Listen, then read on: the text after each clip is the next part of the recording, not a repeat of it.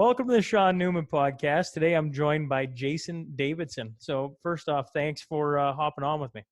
Oh, I appreciate it. Thanks for reaching out, Shaun. Looking forward to this.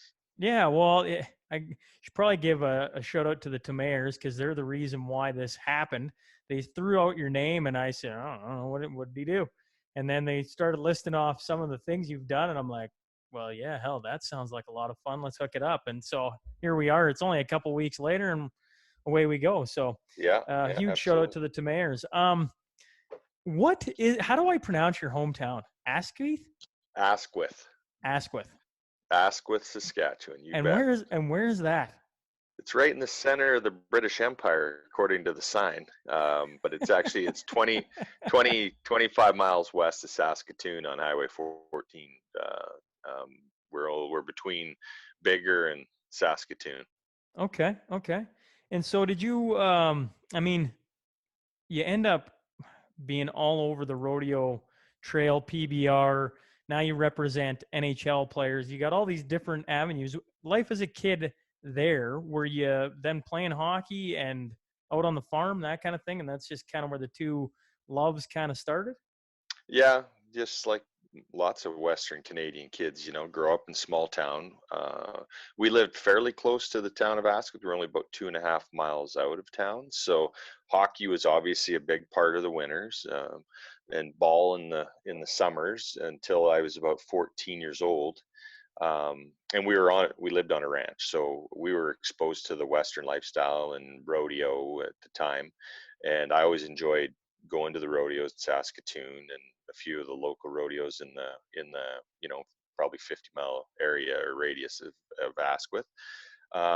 So I think it was about 14. Dad said you can play ball or you can rodeo, and that's when I chose to go rodeoing and started riding steers at the amateur level.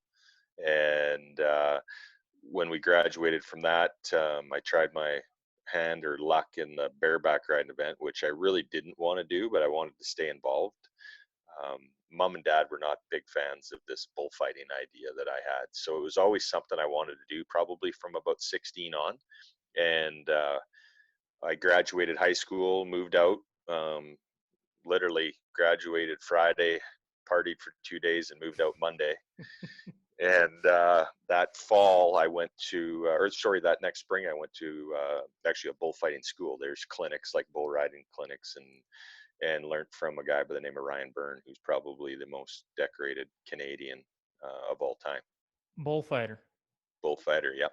So my brother went to the the bull riding school, and I went to the bullfighting school, and Well, the rest is history. I gotta ask. I gotta go back. So at 14,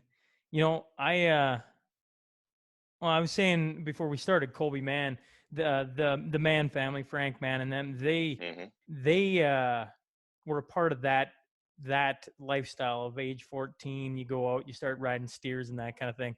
I think for a lot of us, we never even glimpsed that lifestyle. What is it like going around at 14 from rodeo event to rodeo event? Those are some of the best years of best memories I have. It starts at home. My brother and I built a chute, and we always had cattle around. And I know Dad didn't know this was going on. Whenever he wasn't around, we'd sort off a couple and run them in and buck them. They're supposed to be gaining weight. That's how you make money on cattle, and we're running them through the buck and chute and riding them. So we probably did that for a good summer before we kind of got busted and caught on that. And my dad was What good. did they say when they found? Oh, he wasn't very happy but the damage had been done. We already had gotten away with it. So he let us start rodeo, and we were good friends with the Kelleher family that owned Royal Rodeo at the time. So they did rodeos in North Battleford, Unity, Bigger. We ended up having a hometown rodeo there in Asquith.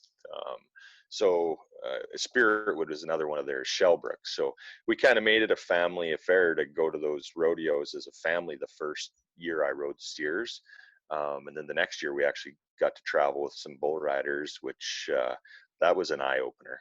Could you imagine sending your 15-year-old kid with 19, 20-year-old bull riders? we would meet them in Saskatoon or wherever and jump in and go for 2 or 3 days, Friday, get home Sunday, and pretend like we were just good kids and never went to rodeo dances, never did all that extracurricular stuff that went with the rodeo dances and whatnot. But we grew up real fast, I'll tell you that. No shenanigans had, I bet. None whatsoever. Bull riders, I swear, make hockey players look pretty soft. I mean, to hop on a animal that size. Well, yeah, you know what?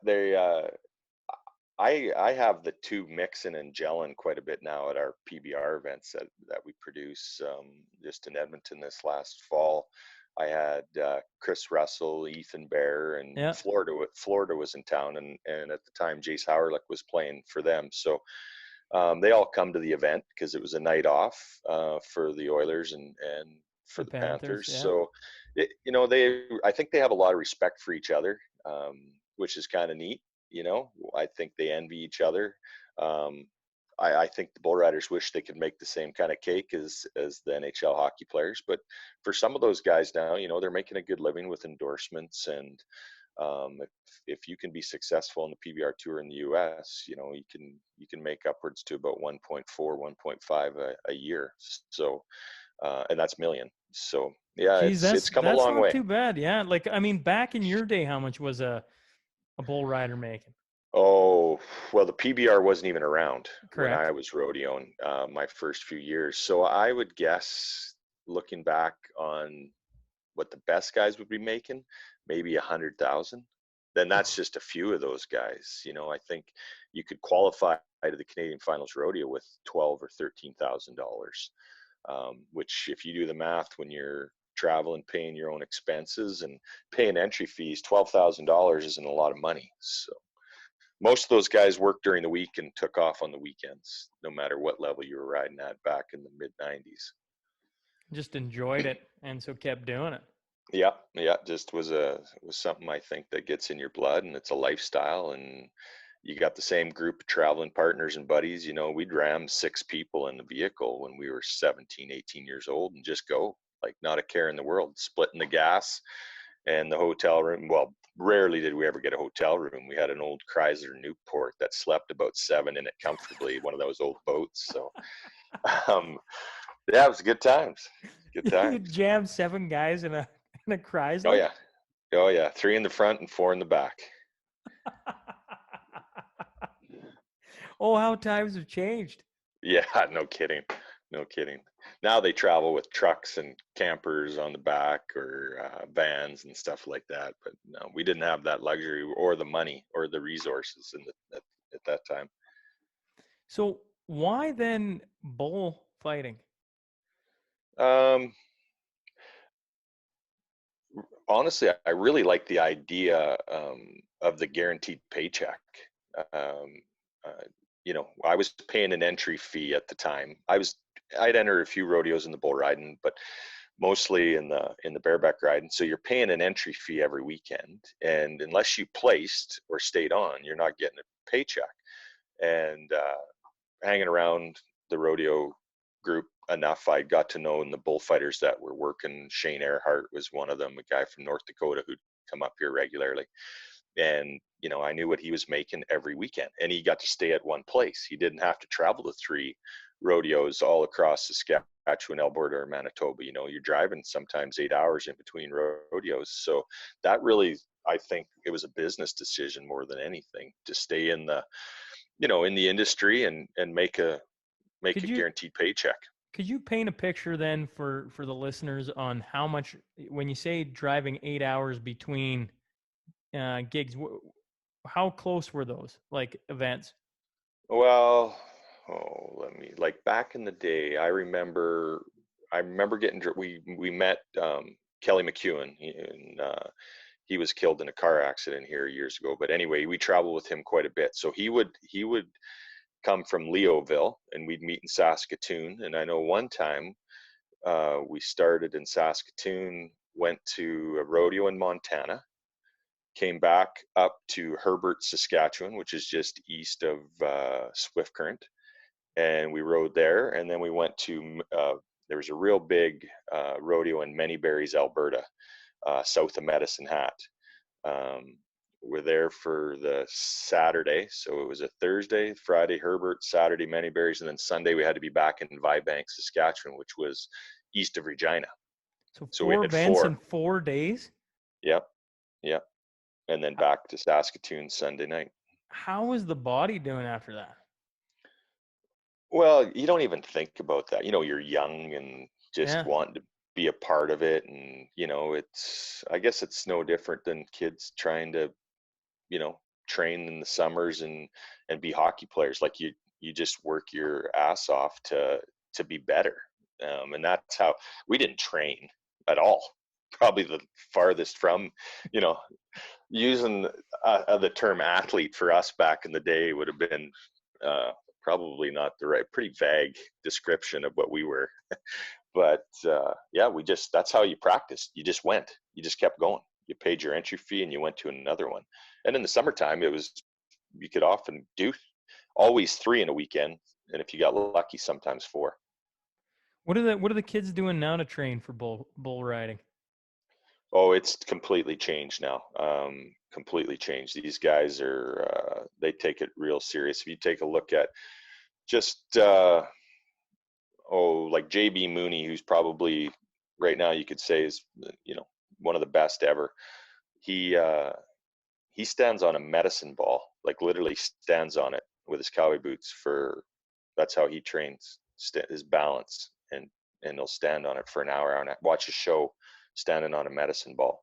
It doesn't sound like much, but give it a go in cowboy boots. It's ridiculous.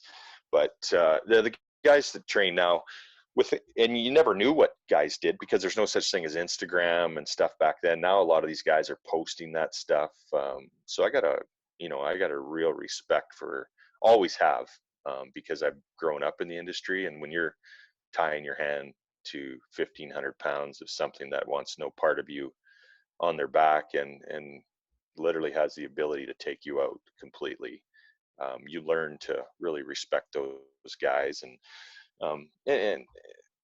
you see, just like in hockey players, the guys that want it more. Some guys want it more than others, and um, that's evident too. Just how people carry themselves. If we could pick a captain, we don't pick captains, because it's an individual sport. But there's reasons why Connor McDavid is a captain. If you've heard any stories about what kind of guy he is, and if I had to pick a team of bull riders, I think I could pick a captain because I just the leadership qualities and whatnot. But it's hard for the public to see that now.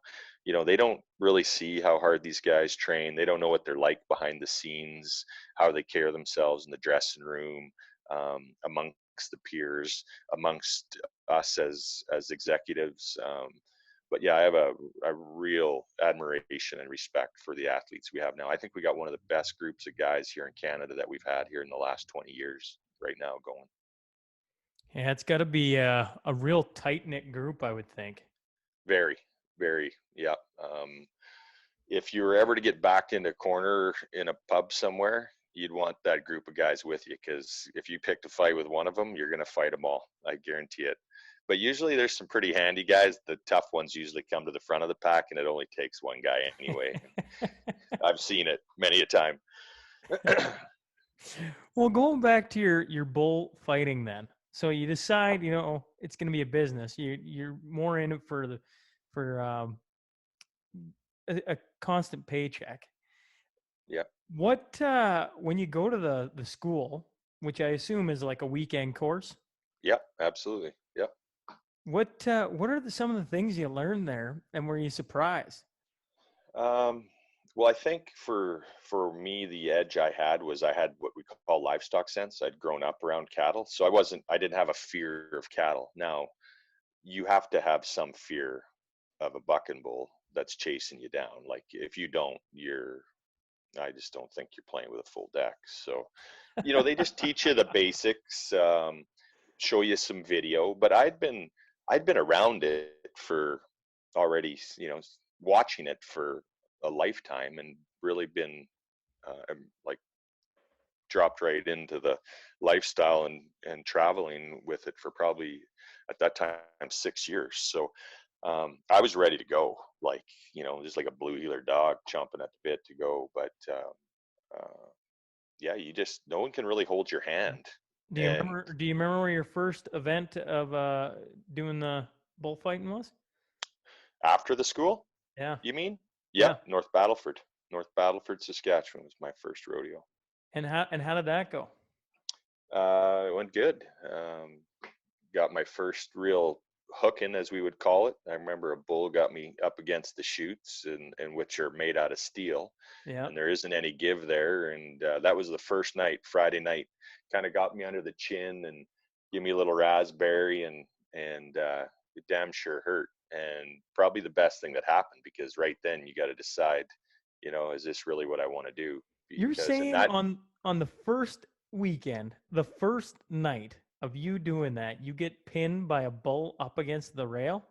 yeah, yeah, a bull rider. Well, our job is to protect the bull rider, and Right. Yeah. and he was thrown in a vulnerable spot, and I had to get in between there to take the bull away from the rider, and I got it.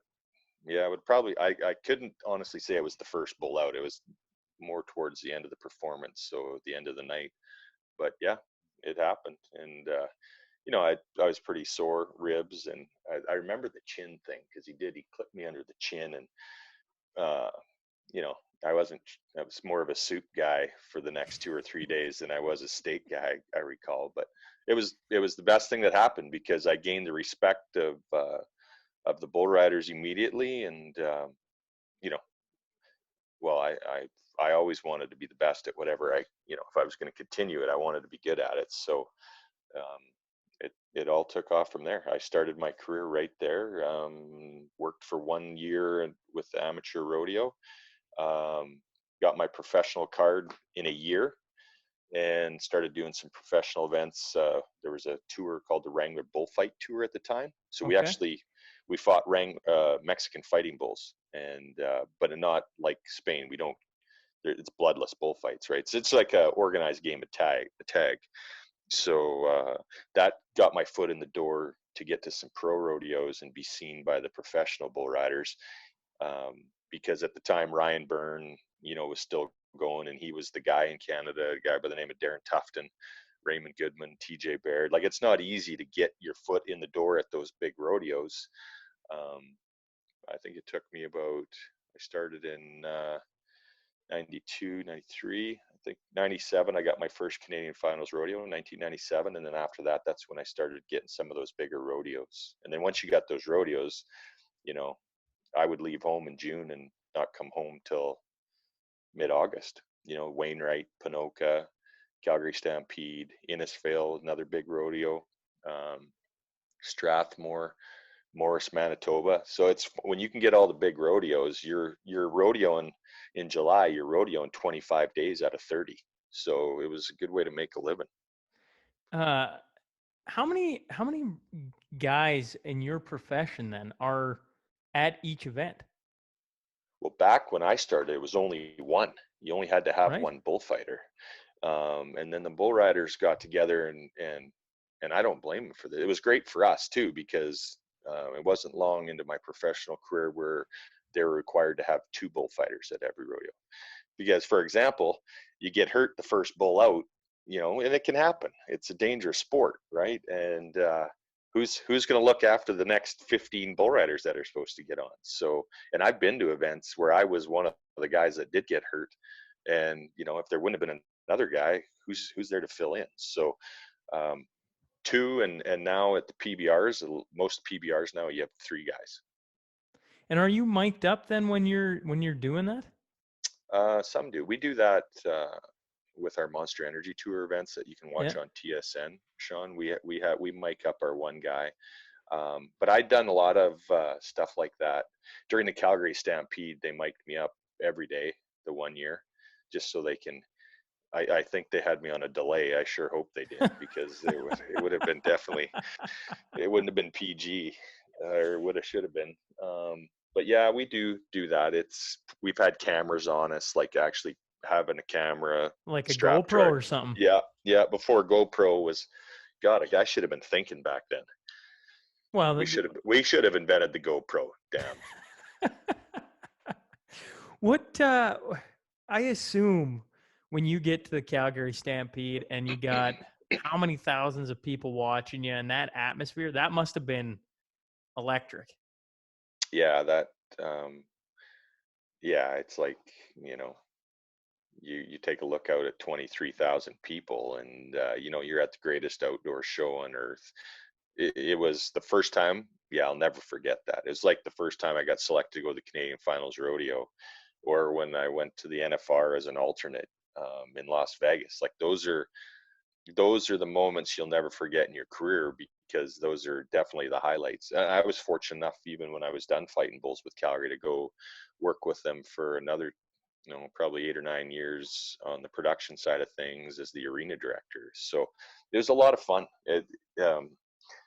I would not change one single thing about how I grew up, and you know, the path I took to get where I'm at today. That's for sure. When you're doing things like fighting Mexican fighting bulls, I assume that is for the entertainment of the crowd. Was that a lot of fun to do?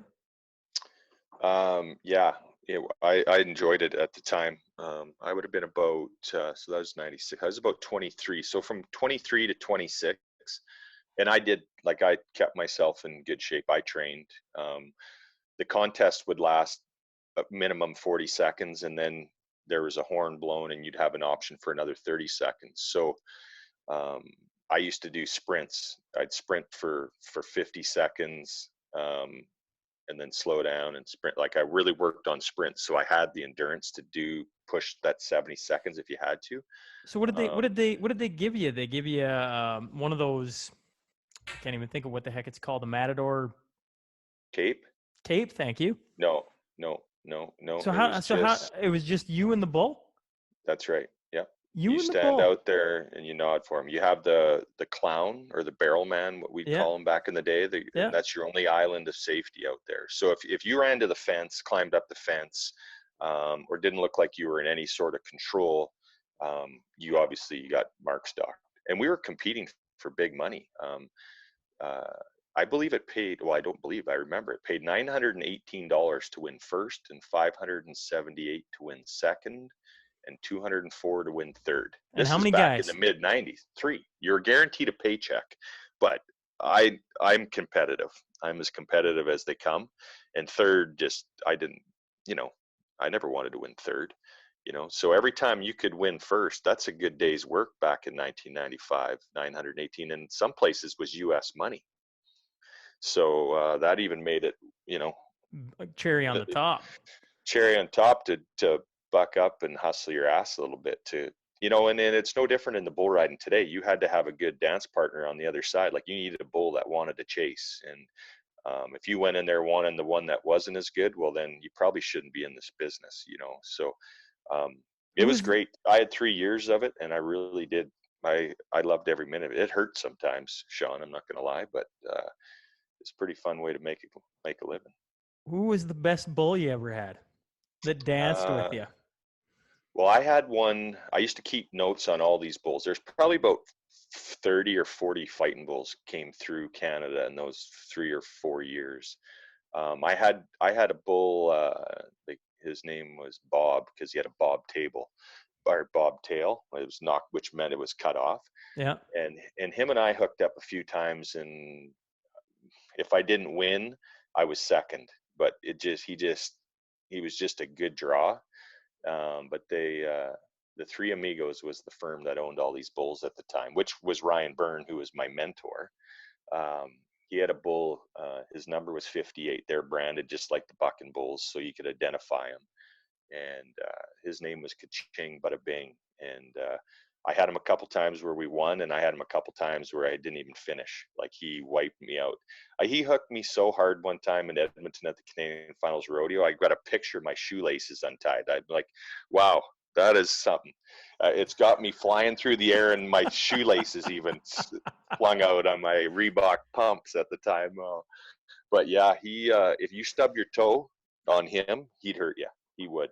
So, but it was good. Like, talk about mental fitness. When you knew you had him, because you'd find out when you got to the rodeo, and a lot of times we were the last event. So you have 3 hours, 2.5 hours to think about who you're squaring off against. But it was good. I always looked at it. If I do my job right here, I'm going to win nine. I'm going to win first. So I did get a couple firsts with him, but I got a couple thirds too because it didn't go very well. I think I had him four or five times, and I know I got two firsts out of him and two pretty shitty scores out of him too. But that was my fault. I got to think after stepping in the ring one on one with an animal, anything that comes after that's got to be almost gravy. Like it just, right? To have one of those beasts chasing you around. Well, yeah, it helps you build confidence, I guess. Maybe in the wrong reasons. After I was never scared to back down from an altercation, I guess, if that's what you're getting at, Shaun. But No, you actually, I was know, just thinking. I was thinking actually what I actually thought was like you go on to do some big things in life and still are, and I just figure stepping in the ring with a bull something I oh man I don't know there's yeah, some big animals, confidence, right? just Yeah, confidence, yeah, and yeah. for what whatever else you go on with life to do, I would assume that played a big part in it because I mean not a lot of guys can just hop in the ring and do what you guys do. That's a good point, actually, Shaun. So the year I went to that school, oh, there had been nine of us went to that bullfighting school. And two of us ended up having professional careers out of that. Um, Another guy by the name of Bob Morrison, I think was around. He lived in the Lloydminster area or North Battleford is where he was raised. Sorry, but like my buddy that Scott Byrne, who had a really great career and as a bullfighter, who's a nephew to Ryan, who mentored me. He puts on a school every year, and that's always the first question I ask: was there any good kids? And you know, they're not even pumping out one good kid a year anymore. It's about every 2 or 3 years we find somebody that, because I want to give that kid a shot. I've got enough events that I don't mind helping that guy because I was that guy once that was just looking for the opportunity to prove myself in front of the best bull riders in the world, or at the bigger, better events. I wanted to be a part of the PBR events that were in Edmonton and Calgary every year. That was my goal, right? It's just like a young kid in minor hockey in Lloydminster. They want to play in the National Hockey League someday. Sure, being a double A bantam is awesome, and then you get to play triple A midget. You're there. Can you get to the Western League and then go on from there? That was no different than how we were. So I like to give those kids a chance if they're, but it's not easy finding them anymore. Well, it's just not like a career path that many would think of. I would assume, right? No, Like it's probably not. No, if you're not growing up around it, I don't know what would bring one guy to think that they should give it a go. I really don't. so like you said during your career bullfighting, you represented yourself. Is that kind of where you start to get the idea of this agent? Like, maybe I should represent some bullfighters, or is it Uh, bull yeah, riders? bull riders. Well, yeah, I had a good group of sponsors. Like back in the day, I got to wear Wrangler. I got to be endorsed by Wranglers. I think I started my endorsement deal in 1995. I was the only Canadian athlete on the what was called the Wrangler Bullfight Tour at the time. So they saw an opportunity, and I believe there was only six of us. The late Todd Bogust, steer wrestler from Payton, went to the World Finals a number of times. Great guy. He was on Wade Joyle, Rod and Denny Hay. Like Rod Hayes goes down maybe as one of the best saddle bronc riders in Canadian history, and I was included in that group. So I felt very good about that. I was proud of that accomplishment that Wrangler had come to me and wanted to write me a check and wear their clothes. So I just started pitching the idea to other companies and contacts I had about, endorsing their name on my shirts and stuff, and it it became quite a good deal for me over the years and over my career. So when I was hanging it up in 2000 and I don't even remember, 2005 maybe was my last year, 2004. I'd have this relationship with all these sponsors, and I just thought it was a shame that all this money's sitting here and I can't get it because I'm retired. But how about this family of boys from Asquith where I grew up? Matthew, Aaron, and Nathan Roy. They've all won national champions. He's won over $1 million in the PBR in his career. So I talked every single one of my sponsors into endorsing those boys. So that's where I started, was with Matt and Aaron and Nathan. And then I continued to grab guys like Canadian champion Tanner Gerlitz, Canadian and Calgary Stampede champion Chad Bestplug. Worked with Tanner Byrne, Zane Lambert, and I still look after Zane and Aaron. And actually, I got a guy working with me now that's managing the rodeo side of things for the endorsements. I've got a family of saddle bronc riders out of Utah, the Wright family. And to put that in perspective for your listeners, that's like having Connor McDavid, Jonathan Toews, Sid Crosby, and there's 8 of them. Like, they're the cream of the crop when it comes to Western lifestyle athletes. They carry the endorsements with the biggest brands going: Yeti, Stetson hats, Wrangler, big diesel company out of the US called PDI. So I handle them as still, and then Tanner Byrne is looking after all of our bull riding athletes. So we've picked up a few more guys because I just didn't have the time to do it, and Tanner really wanted to do it, and comes from the background where he managed his own career and did it well, similar to what I did a very good job of it. So I trust him with these guys and with these companies. Is it safe to say then there was nobody doing it before you, like representing the riders, or were there guys? No, in Canada, you did it on your own. So I never even thought of that before, Shaun, but no, there would have been nobody doing it.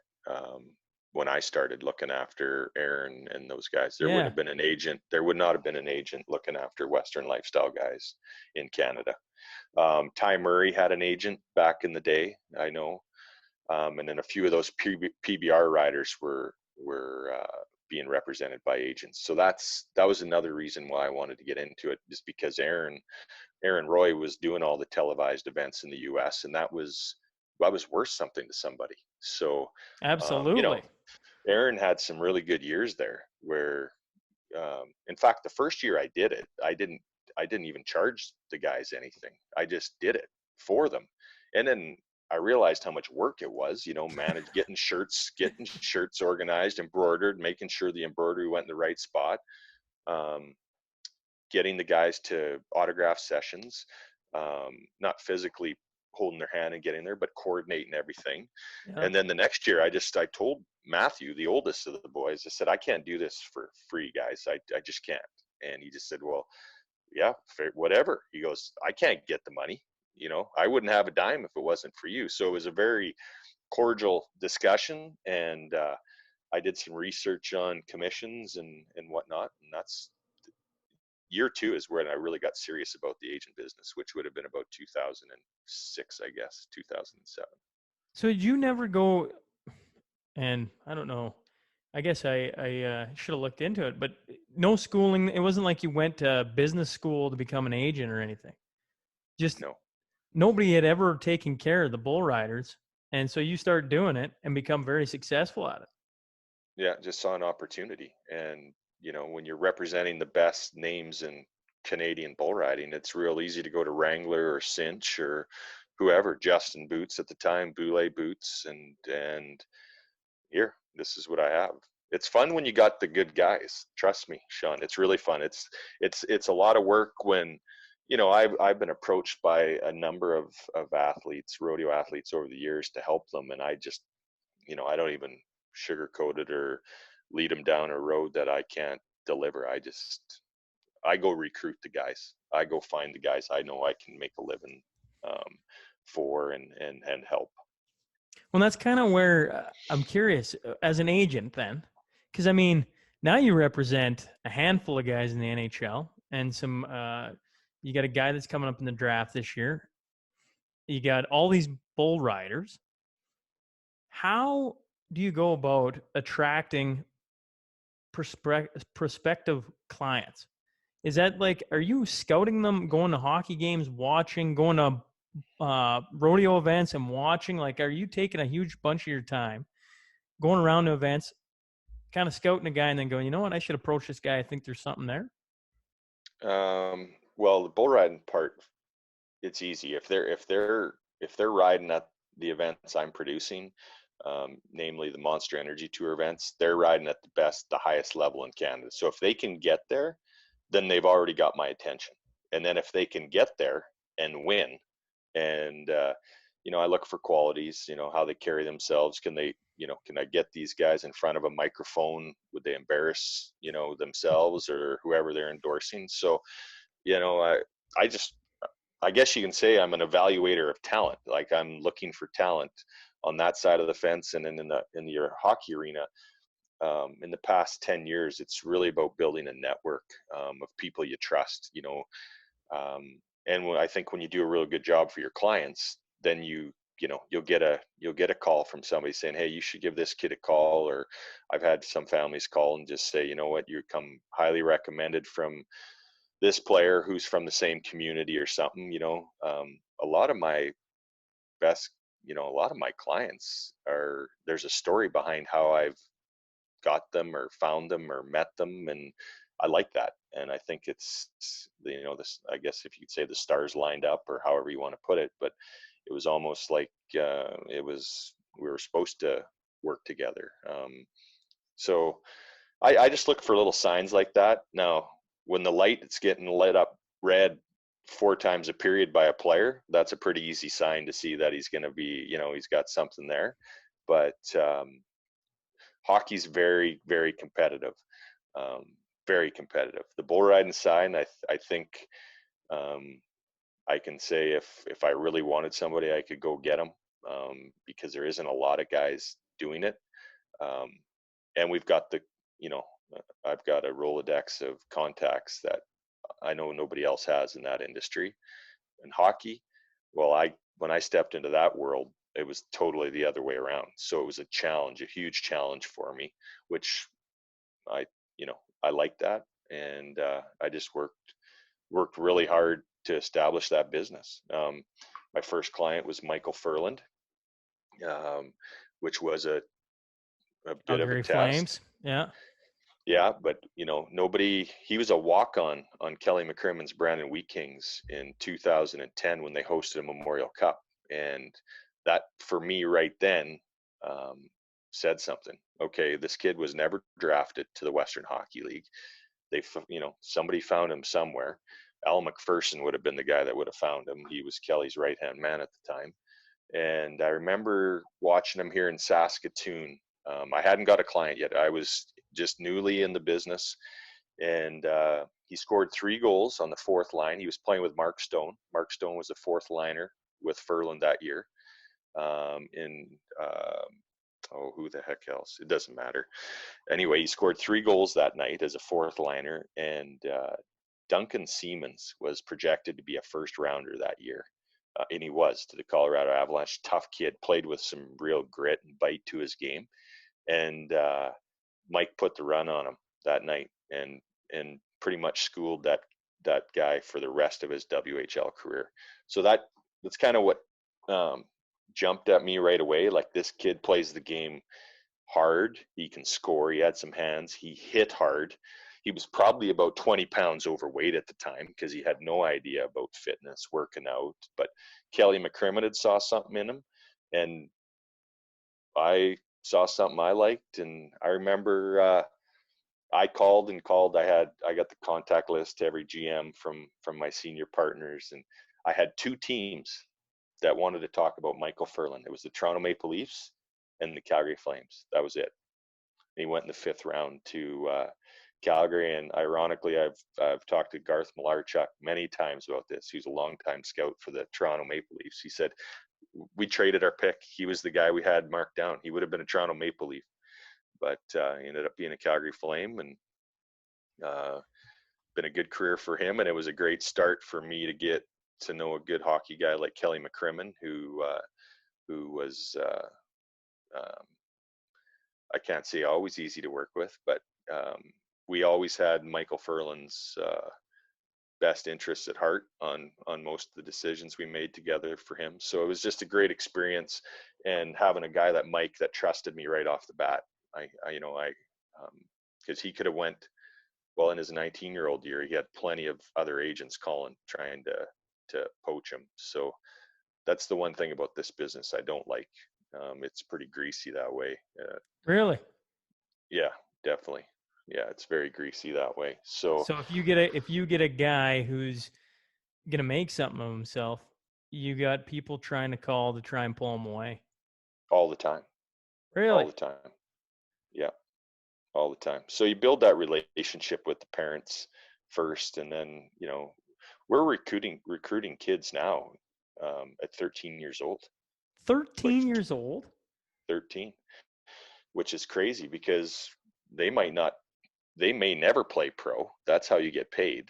And if they do, it might not be for 7 years. So you got 7 years of time, money, and effort put into a client before you even know if he's going to turn out to be a pro.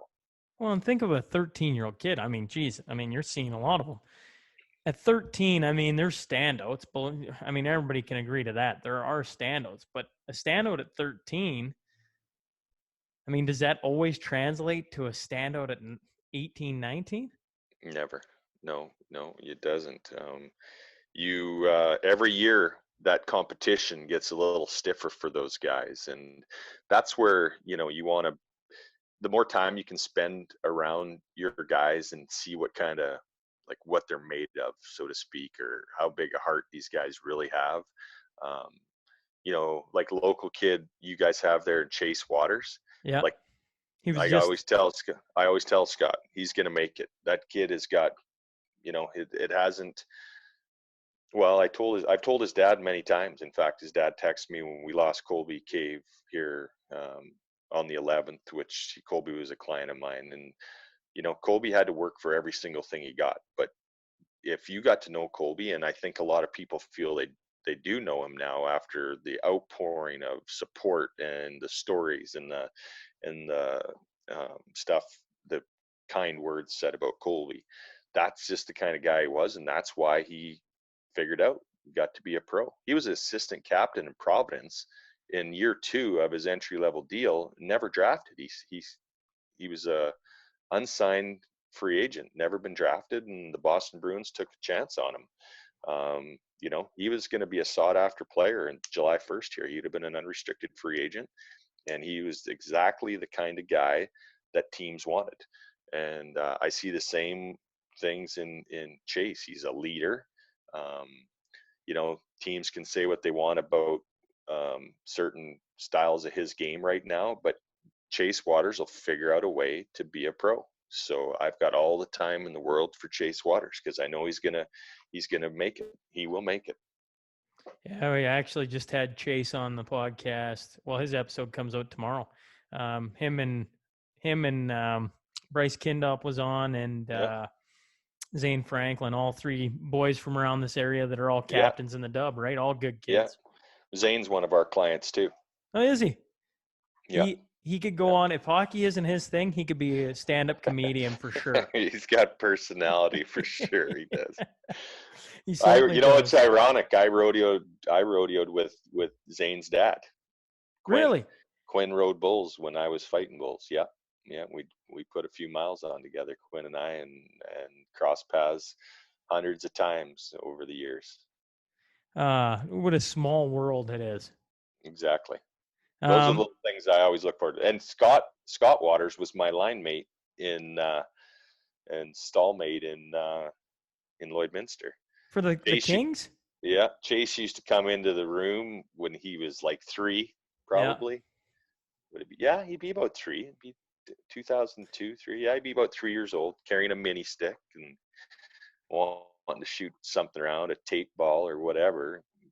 Just We just needed a minute so we could have our beer after, Scott and I. we had to keep them occupied for a few minutes. The not much has changed in the senior world. I won't lie. I bet.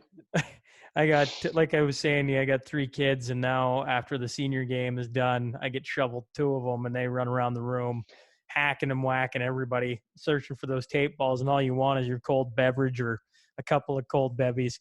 What years did you play Kings in, Lloyd? Jesus, what were they? Went to the NFR in 01, married in 02. So it'd be 03, 04, I think, somewhere in there. So Not the years they won Allen Cups. In between the Allen Cups. in between the Yeah. Allen Cups. Yeah, I must have been bad luck, I guess. I actually, Kent Stanifort just gave me a jersey this week for the podcast studio. Not this wall. This is the autographed Kings jersey. I saw him. Yeah. I never got to. I wish I could have played for Stanny with. Never. I don't want to play against that guy, but Stanny's a big supporter of the PBR. Yeah. He's always. I'm always dropping off one of my 3D Bullriding caps for him. I'll have to make sure you get one too, Shaun. I'd appreciate that. I wish I could have played for Stanny or with him. He sounded like he's a bit of a legend in those parts, I hear. He is an absolute legend. Yes. Yeah. I never got to play for him when I was playing junior. I think he was coaching the Bandits in town, and I left town for about 7 years, kind of basically all through his career, and never came back. And by the time I was back, he was pretty much done, I think. Well, I had one of those. I played a lot of hockey with Jeff Rosner over the years. Like he was one of our imports out at Asquith, and then in Lloydminster, he was there 1 year when I was there as well. So he's kind of got that same reputation as Stanny. Just somebody you really don't want to be lining up across from if you can help it. Does Asquith have senior hockey still? Not anymore. No, it kind of, I would say the last good years of senior hockey in Asquith would have been like in the late 90s. But, we had, the last provincial title, Ralph Clausen played for the Blues and the Colorado Rockies. We had him. Jerome Engel played with the North Stars. Those were just 2 of the guys that were on the team that year. But yeah, we always had good players out there. Lindsey Carson, lots of ex-pros, because it was, when those guys come back and we'd fill the rink. In fact, the Asquith Canadians, they were the Hardy Cup champions for a couple of years. That was the Western Canadian Championship for senior hockey. So that would have been like 78, 79 in those years. So that was a big part of growing up, going and watching, when I was 6, 7 years old, watching the Asquith Canadians play. And my uncle was always involved with the executive. But small town hockey back, like you didn't have to, every town had all the teams. Your rivals were either south of you 20 minutes or up the road 15 miles or down the other road. Those were some of the greatest, best years of your life, playing your neighbor towns and trying to literally beat them to whatever, an inch of their life in the corners or wherever. The hate that grows. Was war. Yeah, absolutely. The hate that grows when you're playing your rival that's that close. Well, heck, the last couple of years we've played Meadow Lake. Meadow Lake has been in our league now for 2 years. We've met them both years in the playoffs and the semifinals. And this year was game 5. We beat them. And the year before was a best of 7 instead of a best of 5. And it went to game 6, triple overtime to beat them. And that's just an absolute war, man. But fun. You go up to Meadow Lake and they got like, I don't know, they still fill the rink up. Yeah. Oh, yeah. They used to too when we were there. When we used to go up there with the Border Kings, Old Lake was in 1 year and they didn't draw worth the shit. But I always enjoyed that Christmas tournament that the Border Kings hosted over between Christmas and New Year's. That was always a fun time too. So good group of guys we had. Awesome. And really enjoyed it when I played. Well, you were fortunate. You got to, even though you didn't win with the Kings, you got the heyday of those groups, right? Like, I mean, the Merv, would Morg still have been playing then? 1 year. I think Morg I don't know if it was a game or what, but he broke his wrist. Morg's he was the fastest guy on the ice, and I don't know if he forgot to stop or what happened, but he broke his wrist one year. So I remember, right, we only got him. It was early in the season too, so we didn't get him back till playoffs. But yeah, Merv was captain. Ray Nielsen on the blue line. Yeah, Tyler Scott. Razor. Yeah. Yeah. Jason Clegg was in net. Trevor Logan. You know, I still got a relationship with all those guys. You know, I see Jason in the rink lots. Tyler, I still talk to Tyler a lot.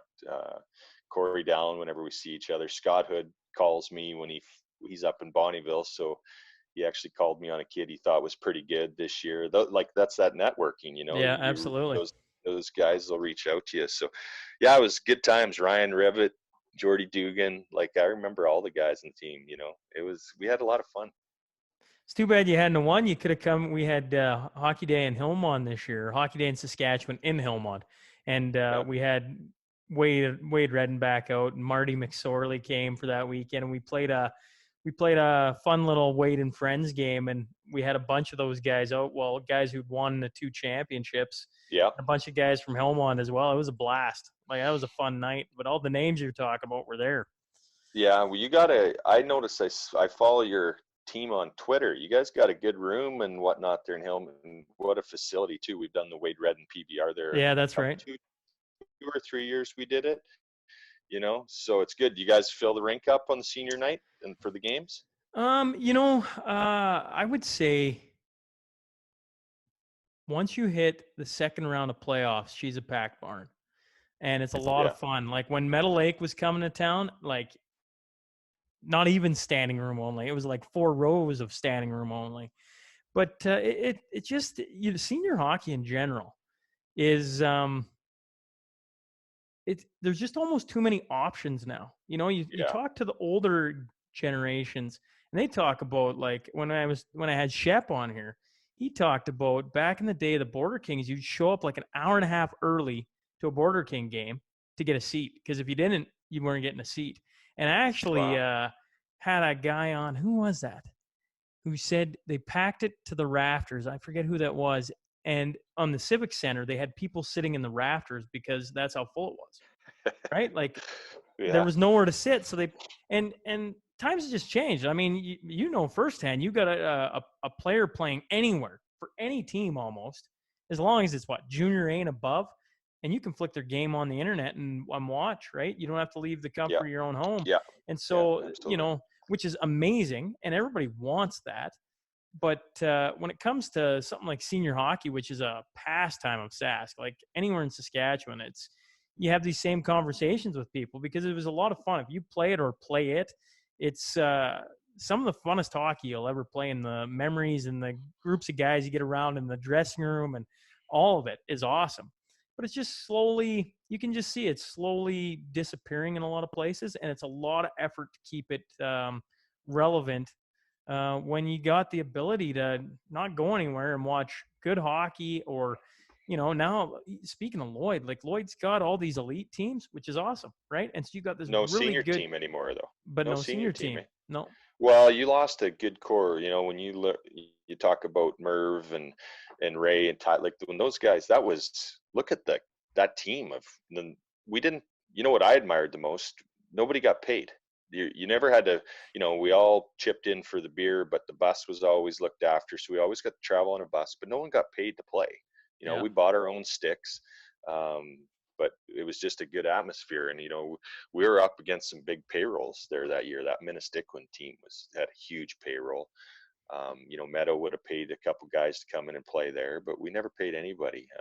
You just had a ton of talent. But, and those guys played together for a lot of years, right?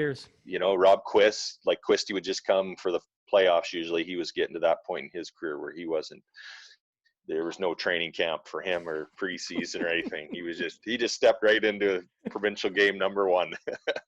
I remember. It's too bad.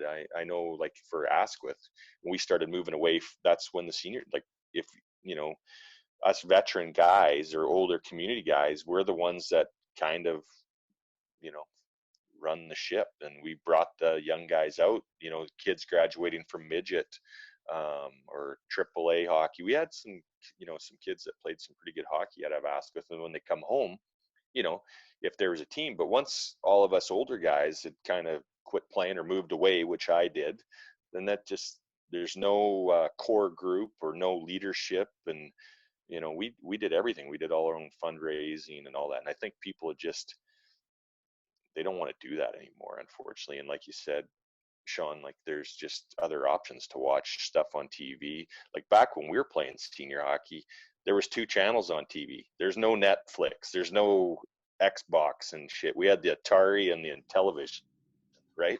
Yeah, you were looking And for it a wasn't reason to that go great out. of graphics to stay. You were looking for a reason to go out and socialize, Yeah, right? Like yeah, and it wasn't. absolutely. It was a cheap way to go to a game, sit down and have a BS, watch some decent hockey, probably a few scraps and that, right? But see Yeah, some of the yeah, best talented local hockey players sitting there. And, you raise a couple good points. Like, I mean, you got to have, it doesn't matter what team you are, you got to have a core there, a nucleus that allows a team to grow, right? Because if you have the right group of guys, it'll attract good guys and keep the yeah, riffraff out, which then breeds a healthy team and allows you to kind of grow, yeah, right? Because there's very absolutely. few teams that just get put together and then the next day they're winning, right? Like Yeah, especially in small yeah, town Sask hockey. Um, yeah, ah, but it is hard, really, really hard to pass down the torch when, as every year that goes by, you just said it, right? Like when I came back from college, I'm not positive Netflix was even going yet. Like that's, yeah, like, and now it's like, do I want to go anywhere? Or do I just want to Netflix and chill for the night? Right? yeah, Like yeah. Just volunteer. binge watch Tiger King. Like, What did who you think doesn't of want to do Tiger? that? What did you think of Tiger King? I think Carol Baskin's a bitch. I'm with Joe Exotic. She's a bad woman. But yeah, I nothing surprised. What surprised me the most is actually it doesn't, because that producer he knew he had something, and all the footage they had. It's amazing the footage they had. And wow, if he wouldn't have burnt down his own studio, it'd have been nice to see exactly what he had in there for footage too. But yeah, it was quite a show. Um, we did it in I think we did it in 2 sittings. So that's 7 episodes in 2 sittings. Like you couldn't stop watching it. Well, the first like 4 episodes you're watching, you're like, this is the most bizarre thing I've ever seen in Yeah, my entire life. I did not realize there was a world of that many tigers just sitting in a zoo in Florida. Like it's right. not to mention all the other things going on, right? Like, I mean, there's a Yeah, lot of yeah. stuff going on. The other one, have you been watching The Last Dance with about the Bulls? No, but I'm going to. I heard it's unbelievable. So I want to get my boys to watch that. I was a huge Michael Jordan fan growing up. Not a basketball fan, just a Michael Jordan fan. Um, so I understand it's really good. And my neighbor said, make sure you let your boys watch it with you because it'll be inspiring for them. Well, you watch Tiger King and you're like, it's crazy the amount of footage they have, right? Well, this the last championship the Bulls won, they let a camera go everywhere with them, almost kind of like what they're doing now with all of professional sports, right? Where there's Right. always cameras and everything. It's Yeah. almost ahead of its time. And then that year, like I just, I was young when they were winning then. I only would have been like 13, 14, somewhere in there. So I remember bits and pieces, but I go back to 2 and 4, right? Like you didn't have enough channels to watch all that. Sports Center wasn't a thing. Yeah. So you didn't get like the No full kidding. story. And now watching it is like, oh, this is unbelievable. Yeah, I'm saving that one for a rainy day or a Sunday, and How many episodes do they plan on pumping out for that? So I think there is 10 episodes every Monday in Canada. They release 2 of them. And every Okay. Sunday in the States, they release 2 of them, if I'm correct. So there'll And be so 4 as of tomorrow then. that's correct. Okay. Yeah, I'll Yeah. definitely tune in. Oh, this is a really side note that we've gone down, but that is a fantastic. If there's 2 things I'm going to remember COVID-19 for, I mean, there'll be several, but Tiger King comes up with everyone. Everybody talks about Tiger King Yeah. and Carol Yeah. Baskin and Yeah. now Michael Carol Jordan. Baskin. Michael Jordan. Yeah. Carol Baskin did it, right? Well, we should have absolutely 100%. There's no question.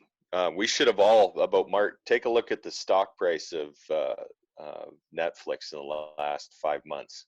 It's Yeah, probably we gone should have up. been. Oh yeah, yeah. I wish I could have remembered that about COVID, where I doubled my money on Netflix. But no, I'm just still paying the $11 a month like everybody else, I guess. So Well, let's go back to you. I mean, how see you're the agent for the rodeo or the bull riders side of it. Uh, Thunder Creek Player Management, they approach you, I assume then? yeah, yeah. Brad Devine and Jeff Helprol actually works with Thunder Creek Player Management. He's a Wahlberg boy, I believe. And Brad was a big fan of the Western lifestyle stuff. He had seen all the press Aaron Roy was getting, and sometimes my name was attached to it.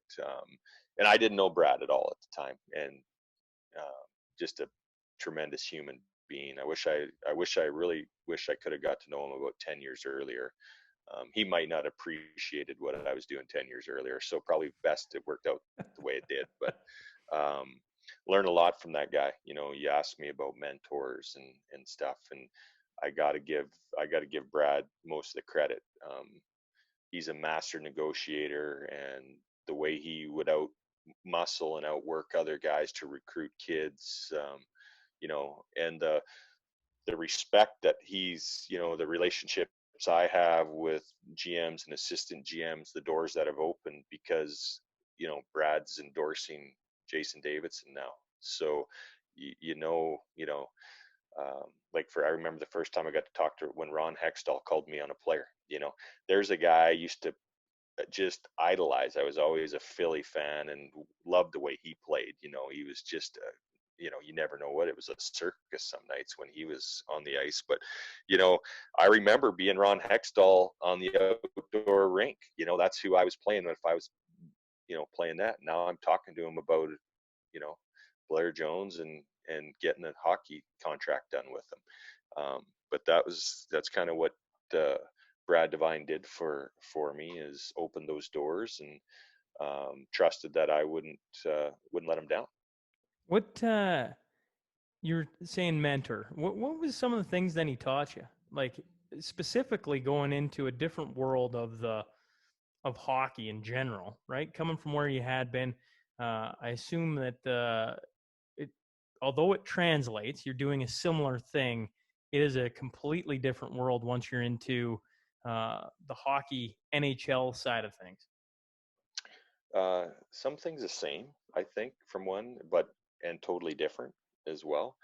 Um, he just like Ryan Byrne was in the bullfighting gig. Brad didn't just hold my hand either. He wanted me to figure some shit out. He set me up with the right calls to start with, I think, with certain management groups in the National League that he's had relationships with for 30 years, guys he's grown up with in the business. And now I get it. It is a small world, and the relationships that I've built in the last 10 years, you know, like, you know, we talk about how our kids are doing with each other with some of these executives on teams and stuff, but he was always there if I fell down to, you know, maybe brush me off a little bit and then give me a good cussing about how I screwed something up. And so I learned right away I didn't want those cussings. So you make sure you know your shit right off the bat when before you go into a call, you're prepared.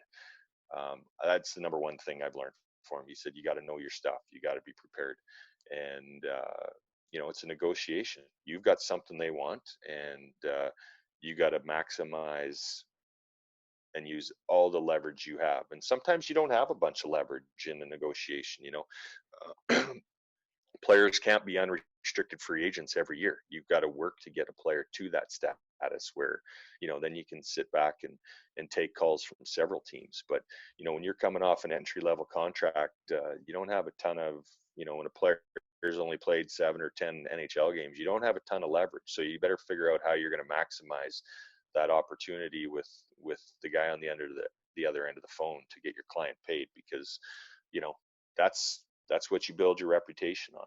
And you know, he's done well over the years and very well respected guy. So I want to make sure I leave that legacy in the same uh, in the same manner as what he's handed it to me. And when I'm looking, we've got guys working underneath us now that are watching lots more of these young guys. So I'm mostly just looking after our pro guys and American League guys right now. Still got a few guys in the Western League that I look after, but it's a lot to manage. When you get 20 some guys that are playing pro hockey right now, it's not easy to be chasing 3 15-year-olds, 4 16-year-olds, 7 or 8 every year. That's a lot of clients, and then you just can't service them. And I'm not into hiring recruiters, and I never ever believed in that, because if I come sit across from you, Shaun, and want to represent your kid, if I send somebody that isn't even an agent, I hope you see through that, and you build a relationship with this guy, and then as soon as he's 19, drafted and going to go play pro, or when he's 20, I should be the one sitting in front of you selling my product, because I'm the one that's going to be looking after your son. And that's what I've always tried to sell to potential clients and the parents, that I'm going to be the one looking after your son from when he's 15 till he's hopefully 35 and played a long professional career. You remember who the first GM you had to talk to in the NHL was? Like Ron about, Hextall. sorry, about No, Jay was, Feaster. Jay Feaster would have been with Ferland's on Micheal Ferland. was And it a Jay little came from he just won a cup in Tampa not too many years before that. right? They beat Calgary. Calgary. Yeah. That's right. Yeah. Oh yeah, Yeah. Flames fans don't like that cup. They believe they should have won. Me being a diehard Oiler fan, I mean, we've all taken our lumps, so. Yeah. Yeah, no, it would have been Jay, and then Ron Hextall, I think, would have been the next guy. Ron was always good about returning calls, but that was because of Brad, for sure. I always mentioned Brad's name and I got a call back, but that wasn't always the case. You didn't always get calls back when nobody knew who I was. They didn't give a shit who I was. Kind of an old boys club in that industry, and you got to earn your way. There's no question. You got to earn it. Have you started earning it now then, you think? Yeah, I think you earn it with your clients, right? With the guys you have as players. And uh, I was just, this last couple weeks, it's been a tough couple weeks with Colby's passing, but I built a really good relationship with the Boston Bruins over Colby Cave. And I think when you got quality kids like that, they want to talk to you. I've had several conversations with GMs that didn't go so damn good because, your client isn't, he didn't come into camp the shape he should have been, or he isn't figuring out how to be a pro, and he's screwing around off ice. Like that never bodes for a good conversation. Like they're pissed. They've invested money in your guy to be a professional hockey player and play at the highest level. So if they're not, it's not always a good conversation. So they've become an extension of you, represent is what good you're people talking and about. Is you're choosing people that if they well, they're going out into camps and around everywhere, and if they show up and it doesn't go well, then it shows up on you because you're the one representing them. I never really thought about it that way before. Oh yeah, and you sometimes those GMs will let you know it too. They will. But I always, to be a professional athlete, you need to be a professional person first. So that's what I try to drill into these kids at a young age. You've got to lead in the dressing room. You got to, learn that stuff now, because you're going to need to have that when you walk into the American League. Because I think if you can play in the American League, if you can play at the pace today in the American League, you're going to get a shot. If the game has changed drastically, even in 10 years, I've had clients that would have been, big, strong, tough D-men that would have been drafted in the 4th, 5th round that now can't even get an American Hockey League deal anymore because they just don't have the feet. They don't have the jets for it, but they play the game hard the way, back in the day, there were some big, miserable, mean defensemen on the ice that you didn't want to go in the corner, and you didn't go. Guys just didn't do it. which allowed those guys that were a little slower to get the puck and make that first pass. Well, it's a different game now. So yeah, I really try to prepare my guys to be professionals, so they can, if they can play in the American League, I've got all the confidence in them that they can play. Colby Cave was a testament to that. He did it for 2 teams. You mentioned Colby Cave, and I assume you've probably talked about this subject an awful lot over the, since his passing. But I guess, I'm a diehard Oiler fan, so I got to watch a little bit of him. And him being from North Battleford, you hear more and more of the stories about him now. But man, just absolutely shocking to see a guy of his age and just, he's not the guy sitting on the couch eating donuts, No. not doing anything, right? Like, for him to go, it's just heartbreaking, I guess. It makes no sense. And I talked to the NHLPA's Dr. John Rizzo's following the surgery, because everybody thought it was a brain bleed at the start, but it wasn't. The MRI in Barrie showed fluid, which they assumed was bleeding on the brain, but it was actually fluid that the cyst had blocked from flowing through Colby's brain. So it was a colloid cyst that was the major cause, and eventually what killed Colby. So yeah, it makes no sense when Colby was as professional as they come. He was a true professional person, an athlete. Like, what went into his body, he took a lot of pride in his diet and his training. And I think after they wanted him to come into training camp after year one, and Don Sweeney put him on a pedestal as an American League guy coming into main camp, put him on a pedestal and said, you know what, this is what we asked of Colby Cave, and he came back. Now, he only played a couple games that year at the end of the year, but still, he made an impression on management. And I'll never forget when they put him on waivers. I was in the Toronto airport actually on a 5-day run where I was going to catch him in Providence on about day 3, and Don Sweeney said, we're going to try and sneak him through here. We really hope we don't lose him. And they were disappointed they lost him. And Edmonton picked him up, and I was lucky. My last game was actually on Sunday in Edmonton on that trip, so I ended up running into him anyway. But it was a great opportunity for him to get in a lineup and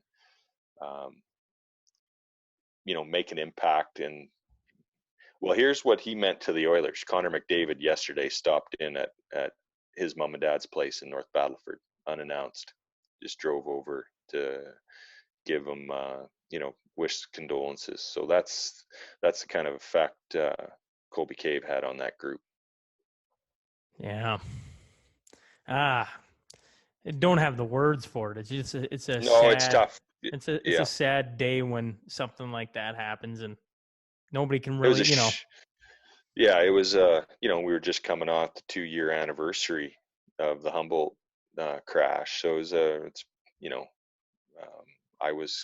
Scott Thomas lost his son in that, and Scott reached out to me about 4 days later and just said, you know what, if they want to talk, I'm here. Like, you hug your kids tight. It was a real difficult week for a lot of families, including ours.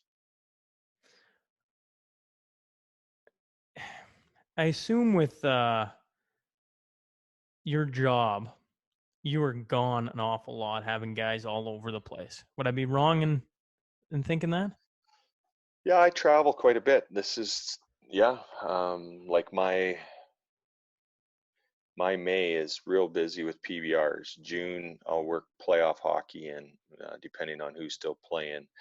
July, we do the odd event. August is my month off, kind of, but you still have U18s in Calgary, World Junior stuff. September, we kind of pick back up with PBRs. October, finishing up some PBR stuff. I try to get out in November to see all my pro guys, my NHL guys once, either on the road or at home, wherever I can get a dinner in with them. December is busy with the National Finals Rodeo with my Wright family. January, I'm back on the road trying to see the rest of my players. And then, my own kids' hockey, WHL. We have a suite here in Saskatoon, so we try to host the families when they're, if they're not a Saskatoon Blades family, obviously when Lethbridge or PA's in town, so a lot of hockey games, a lot of airplanes, a lot of airport lounges, pretty busy. This is the longest I think I've been at home. This is 40 some days here now that haven't traveled anywhere. My dog's actually starting to like me more than my wife, I think. I really noticed that here this last couple of days. And that definitely was not the case for the last year and a half of having this dog. Well, you're But talking like 97% of us, right? Like nobody's, and um, when this whole thing started and everything starts getting closed down, it was probably like a 2-week adjustment for my family because you're not, even though I'm not on the road at all like you, I'm home every night most of the time. And 2 weeks though of going literally nowhere is well, it took a 2 week trying, adjust. Yeah, and actually, trying. and then trying is a very good word. And then all of a sudden, you just kind of fall into like a little new Yeah, routine, find the and groove, man. Yeah. it's been great ever since. It's like changing line mates. You got to find the chemistry. It's a little bit of a change up, and you gotta go with it. Like, we were in Lethbridge. We had our second Monster Energy tour, one of our TSN events in Lethbridge. We sold out the NMAX Center March 6th, and I'd have to look back. It was March 6th and 7th. So we're coming out of Lethbridge with the sellout. We're rolling into Regina the next weekend for the 13th. We are set up. We're advertising tickets. Tickets were selling great. I see reports every morning, 14 days out on all of our events. So we're trending right where we were wanting to be. We're looking at having 3,500 to 4,000 people in the Brandt Center. And then this news hits I think it was about Tuesday. This COVID thing is, it's real. Wednesday we sold 15 tickets. That's how much the news had affected the business of what we were wanting to do in Regina. And we're only, like I said, 4 days after selling out Lethbridge. Yeah. And we sold out Lethbridge and rolling into Regina to the Brandt Center. And we were on pace to do 3,500, 4,000 people. And then come Wednesday, when the news really hit, when the media got a hold of it, we sold 15 tickets on the Wednesday, which we should be selling about 400. So we ended up, Premier Mo didn't, I think it would have been the 16th, Monday the 16th is when he was putting the ban on gatherings over 50 people. But we did what we thought was the right thing, and we pulled the pin Friday at about 4:40 p.m., which was, it was like, do we really do this? Like, we didn't, and it wasn't an easy decision. The PBR actually was in the U.S. was in Atlanta, Georgia that weekend, and they played to an empty house. Well, the NBA walked out on that Tuesday night. That's So right. that's right. So, and the PBR actually just did an event in Guthrie, Oklahoma, made for TV only. We're the first sporting group to do an event. Just they awarded a champion today. Really? Yeah, yeah, at the highest level. But our athletes can't because it's still non-essential travel. They can't. We would have had 3 Canadians that could have been riding there. So until they lift some travel restrictions, we can't do anything. And we're looking at doing the same thing here in Canada. We might just use an exhibition arena here in Saskatoon and set up what we would have for TV that would be in SaskTel Center or the NMAX Center or whatever. We'll just make it look and ready to go and do some events with no fans to deliver our TV obligation for our national television sponsors. Yeah, you got to get creative because you don't like. I assume that has to go on then at some point somehow. I've been relaying what the PBR has been doing to the NHLPA because they're in the same boat. Like this is my livelihood. PBR Bullriding and National Hockey League, and well, hockey in general. So if here's a concern of mine. If they're not going to allow fans, let's say they're talking about they need a cure, they want to have a cure for COVID before they start filling buildings. Okay, well, yeah, the NHL might be able to survive for a year or so with no fans. I don't know how the owners aren't going to want to continue that, obviously. But what's the American Hockey League or the East Coast League or the Western Hockey League? They can't survive with no fans. Not a chance. Markets like Prince Albert, well, Lloydminster Junior A, you know, you got to have those fans. That's the only way they survive. So what happens to hockey? Like, so there's been no days off in these 2 days since we rescheduled. Monday morning we got at it after the Regina event, and we had everything rescheduled to the fall. I was supposed to have 6 events in May, 4 of them being the Monster Energy televised events. So we've got them all rescheduled now to the fall. But there's no saying we can do it in the fall yet. But at least we have time on our side. So that's allowing me to focus more on the hockey thing right now. One of the other things I read on the NHL is the salary cap, right? You're talking about what happens with the AHL, all the lower levels. Well, if they have no fans in the stands, they're already talking that the salary cap might drop. Yeah. And well, last time I checked, how the heck does that work with everybody then? Because not everybody's, the salary cap's what, 80 million, 79, 80? 81.5. Thank you. And if all of a sudden you drop down to even 75, let's say, how many teams are already over that? And how do you get under that? That's why just forgive me, I'm moving around here on you, just getting my phone plugged in. I don't think the cap goes down next year, but I'm pretty confident it won't go up, because there's too many teams that'd be in too much trouble right now to try to get under that cap. Like last year, the cap was supposed to go up 1.5 million. And it was supposed to be at 83 million. And those GMs, I promise you, have never worked as hard as they did last summer to manage that. I had one GM, actually the assistant GM, tell me every day they get to the office in the morning, and the first 30 minutes is discussing how they manage their salary cap that day, not that week, that day. So it's big business. They all have capologists now, and those guys that work those numbers for them. So I couldn't imagine if it went backwards. Like a team like Las Vegas, for example, they're pushing it right now. Like they're at it every day. Washington Capitals, and they got to get, are they going to re-sign Holtby? I don't know. They got to get they're pushing it every day, and to lose $1.5 million doesn't sound like a lot. But I know what $1.5 million did to my negotiations on Micheal Ferland last year, not going up $1.5 million.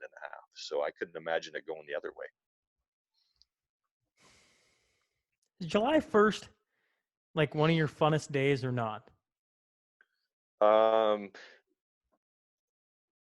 It's a rewarding day, and it's also an ass-kicking day too. So it can go either way.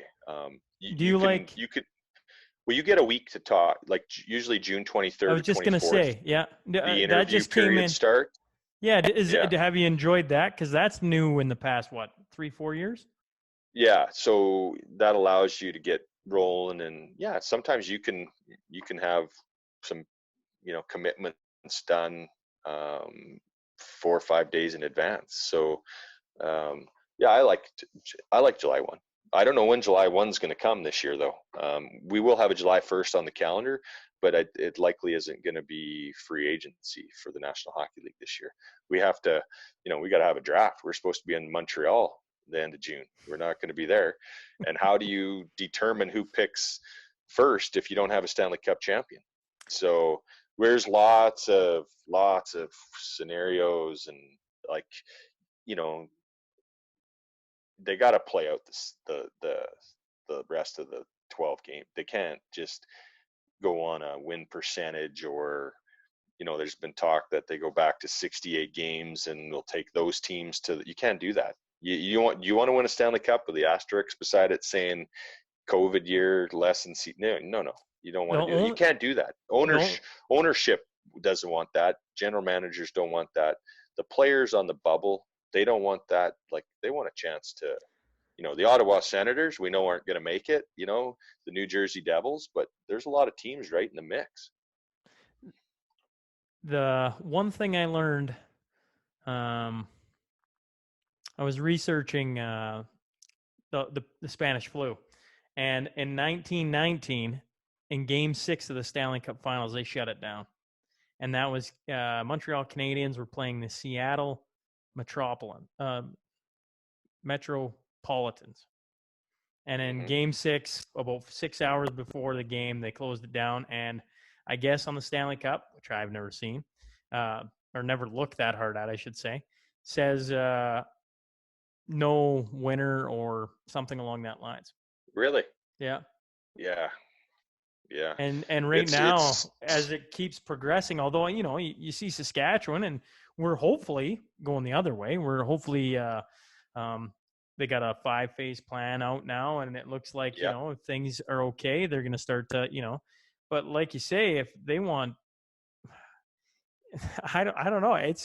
You look at the United States, it's not the easiest thing to just be like, boom, light bulb, let's go back to filling buildings and playing some hockey games. It ain't going to be that easy. No, it's like, they're not going to be playing hockey in Madison Square Garden anytime soon. And I'm not a scientist or a doctor, but it doesn't take a rocket scientist to figure that out. You're in a hot spot in the world, basically, right now. So it's going to be challenging. No, there's talks that, one city out of each division, or out of each division, will be the home rink. And I believe Edmonton is the Pacific division right now. Divisions rink. Yeah. So each team will have their own hotel, and it'll be interesting. The PBR got a lot of sports coverage. ESPN picked up what they were doing in the U.S. So there's going to be commissioners taking a look at how they did it. And I got to give Shaun Gleason some credit for what he did. I was on the emails, reading the emails, and like I said, I've been talking with the PA on what the PBR was doing, and informing them, yes, they're going ahead and doing it, which they couldn't believe they were going to get it done. But Oklahoma is one of the states that's partially open. They actually wanted to do it the week before Easter, but the community at Guthrie was in an uproar over it. So once you had that kind of pushback, they had to slow it up, but they were ready to go 2 weeks ago with this plan. So it'll be interesting what happens, but they got to get these 10, 12 games played and get the playoffs going, made for TV. I think that's the best for the game. But again, we got to look out for the safety of mankind. Absolutely. We've never had to say that. We've never had to say that in our lifetime, but it's a fact. It'd be nice to get this cure figured out and we get our lives back to normal. And I've got the same issue. I want to fill the Lloydminster exhibition building up here in December for our PBR. That's, I want to get back to work. You're itching. I'm unemployed right now. I'm unemployed, Shaun. Oiler fans might kill me if I had you on for this amount of time and didn't ask about Ethan Bear. Because I know you represent Ethan Bear. There, man. Right there. It's my shirt. I didn't realize I swear I didn't realize we were going to be on. I did not know that. I thought I just was going to talk to you. I didn't know I was. So I got the COVID scruff like you, and I just wearing a t-shirt. So anyway, back to Ethan Bear.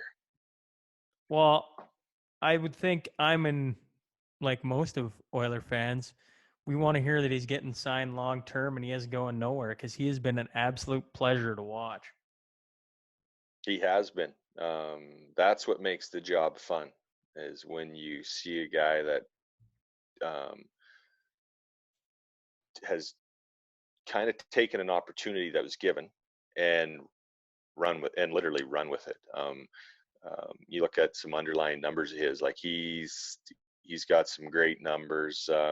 We haven't even talked yet. So there's no rush because we don't even know when the 2021 season is going to start yet. We got to get through this one. But I would expect that Ethan Bear would be a priority for the Edmonton Oilers. They got Nurse signed up. They got Jones signed to a 2-year deal. So he would be next. They got Cassian signed. So I would think he'd be the next piece to the puzzle that needs to get done with Ken.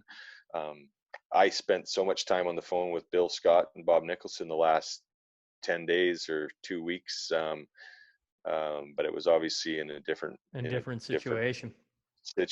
So, Ethan's at home. He's getting to skate a little bit on the reserve at our Chapaway.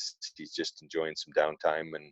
But there's a kid right there that figured it out. He learned how to be a pro. He got that little stint in his first pro year, and he never got one game last year. He suffered some injuries, but he also didn't. I don't think he took his off ice as serious 2 summers ago as he did last summer, which is obvious.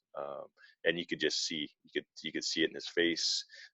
We had dinner in October one night after the Washington game. It would have been in October, and you can just like the kids. He figured it out. He's in superb shape.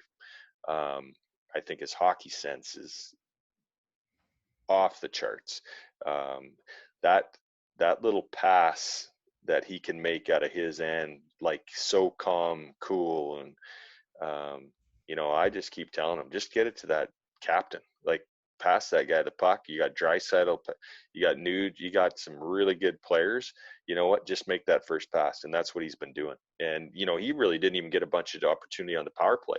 You take a look at his numbers in Seattle and Barzal's numbers. Well, Barzal's a great player, not taking anything away from it, but who do you think was teeing the pucks up on the blue line for Barzal and making those passes? It was Ethan Bear. So there's a lot more. He's got a lot more to show. Well, and you can see that when he's playing. Like when he first stepped on the ice there, however long ago that was now. All my days are mixed right now. It doesn't matter. But when he first came on, like, you could see, there's something there. Like, there is something there that's going to be fun to watch for years to come. Yeah, well, and the confidence that he's been having fun. He loves the game, and he's got a really good, supportive family, great family. Again, I think, well, he was a bantam player when Ethan come on board. So you build a relationship with mom and dad first, right? So he got drafted out there to Seattle, and they drove out minimum once a month to see him in Seattle. So lots of support from home, and he's figured out how to be a pro. Well, really appreciate you coming on here and sitting down with me. It's been a lot of fun. It's been very, very interesting, and I could probably hold you here for another hour, but it's one of those things where I don't want to overstay our welcome, because it's been a lot of fun, and I can see where down the road I'm going to be hassling you, and I probably caught you at a perfect time, because you sound like an extremely busy guy, and well, this thing's open up. You're unemployed right now, but that means I get an opportunity to sit down with you for a little bit. Yeah. Yeah, your timing's impeccable, Shaun. Well, we'll do the final segment. It's 5 questions. It's the Crude Master Final 5. Shout out to Heath and Tracy McDonald here in town. They're sponsors of the podcast, and so it's just 5 quick questions, long or short as you want. So if you could sit down for a beer with one person, who would you want it to be? It could be past, present, anywhere around the world. Who would you want to sit and pick the brain of? My grandpa Wes. I never got to meet him. He was killed in a car accident when my dad was 16. But I hear lots of stuff from family, how kind of how I resemble him a little bit. So that would be, I'd like to meet him, have a beer with him, and I know he'd have the beer for sure, from what I hear. Are you a beer guy? Yeah, but I like, tequila. I'm a tequila guy, rum guy, scotch guy, but tequila. I really like my tequila. Good tequilas. I'll remember that next time you're through Lloyd. We'll hopefully be in the podcast studio, and I'll sit you down for a tequila. Okay. Fair enough. If you could represent one athlete, doesn't matter the sport. I'm not saying hockey. I'm not saying bull riding. I'm saying if you could represent one athlete right now across any sport, who would you want to be? Any sport.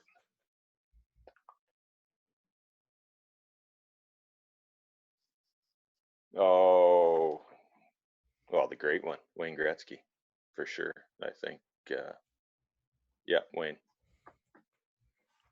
Yeah, that's not a bad choice. I was expecting that guy would have done all right on that. I was expecting like Muhammad Ali well, actually, I was even Jordan, right? But none of those. Well, Michael Jordan was going through my mind. It was, for sure. It was. But none of those are bad real answers because I mean, can you imagine being Gretzky's agent? Yeah.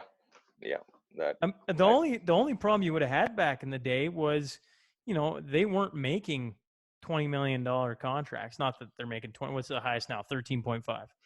Yeah, but 12.5. You'd make a living off Wayne after hockey. Appearances, all that stuff. So that would have been the gift that kept on giving when you represent the great one. True. Just like Brady. Brady is another guy. That was like, I thought of him too. How much fun is Brady going to be having in Tampa Bay and now getting Gronk there? Yeah, that'll be changing for the ownership and the fans, everything. You watch, that's awesome stuff. I love that. That's what I love about sports, what individuals can bring to a franchise, like Michael Jordan, obviously, to the Bulls, Connor McDavid to the Edmonton Oilers. I hope Ethan Bear to the Edmonton Oilers. That's what I love about sports. If one organization approached you to come join them, what organization would you want to join? Vegas Golden Knights. Vegas Golden Knights. Yeah, love the city. Favorite city in the world. I've never been to Vegas. How weird is that? Seems like the easiest place to get to. I'll have to get there. Your final one is your favorite team was Philly, yeah? Growing up, yeah. What guy off that team would you have wanted to represent? Ooh, pick one. Probably Hexy, Ron Hextall. Ron Hextall? Yeah, he's a beauty, man. Western Canadian boy. He's a beauty. Just watch this. Just highlight like YouTube Ron Hextall. He's a beauty. No, Ron Hextall was a character. That's the way I would describe Ron Hextall's playing style. Yeah. No, I'd have to say him. Well, cool. Well, thanks again for hopping on with me, Jason. Really appreciate it. It was my pleasure, Shaun. It was fun. I don't get to talk like this and get asked questions about stuff. I usually keep a lot of that stuff to myself. So it was a lot of fun. I appreciate you having me. Right on. Well, we'll have to do it again sometime. Yeah, I'll do that. Let's do it under better circumstances when I really do have to try to find some time to get this in. The last 40 days, we had plenty of time. We could have got this done, unfortunately, but we'll get through it. Absolutely. Well, thanks again. We'll see you at the PBR in December. Now we're talking. You're looked after. All right, that sounds good. Awesome. Hey, folks, thanks again for joining us today. If you just stumbled on the show and like what you hear, please click subscribe. Remember, every Monday and Wednesday, a new guest will be sitting down to share their story. The Shaun Newman podcast is available for free on Apple, Spotify, YouTube, and wherever else you find your podcast fix. Until next time.